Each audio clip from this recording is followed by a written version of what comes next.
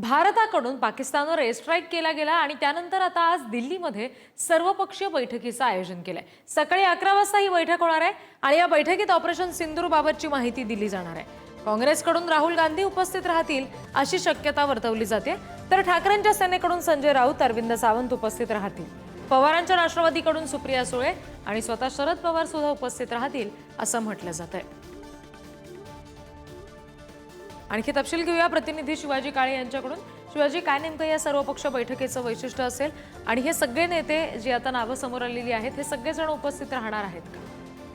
अगदी ज्या पद्धतीने भारताने पाकिस्तानवरती सर्जिकल स्ट्राईक केलेला आहे त्या संदर्भातली माहिती सर्वपक्षीय बैठकीमध्ये सर्व पक्षांना दिली जाईल। या अगोदर देखील पहलगाम हल्ला झाला त्यानंतर अशा पद्धतीची बैठक बोलवण्यात आली होती आणि या बैठकीमध्ये पाकिस्तानला धडा शिकवायचा असं एकमताने सर्व पक्षांनी ठरवलं होतं। त्यानुसार सर्व पक्षांनी भारत सरकारच्या मागे उभा राहण्याचा निर्णय घेतला। राहुल गांधी यांनी सातत्यानं आम्ही तुमच्या सोबत आहोत, पाकिस्तानला असा धडा शिकवा की पुन्हा त्यांनी भारताकडे वळून पाहण्याची हिंमत केली नाही पाहिजे असं सातत्यानं त्यांचं वाक्य येत होतं आणि भारत सरकार देशाच्या संरक्षण दलासोबत आपण आहोत असं सातत्याने त्यांनी विधान केल्याचं पाहायला मिळालं होतं।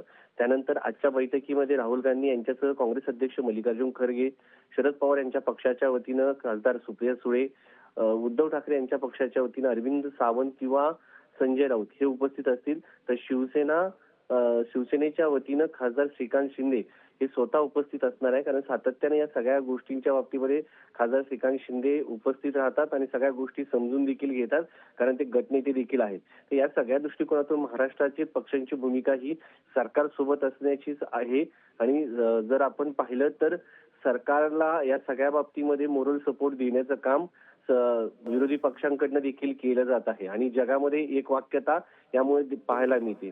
भारताने आता सर्जिकल स्ट्राईक केल्यानंतर पाकिस्तानने देखील आपण उत्तर देऊ असं म्हटलेलं आहे। त्यामुळं पाकिस्तानने जर उत्तर दिलं तर या सगळ्या दहशतवादाच्या विरोधाच्या लढाईचं रूपांतर भारत पाक युद्धात होऊ शकतं।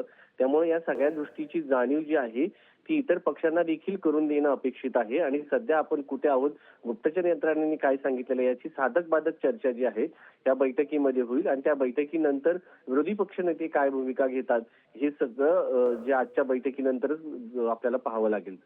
जी शिवाजी, धन्यवाद दिलेल्या सगळ्या माहितीसाठी।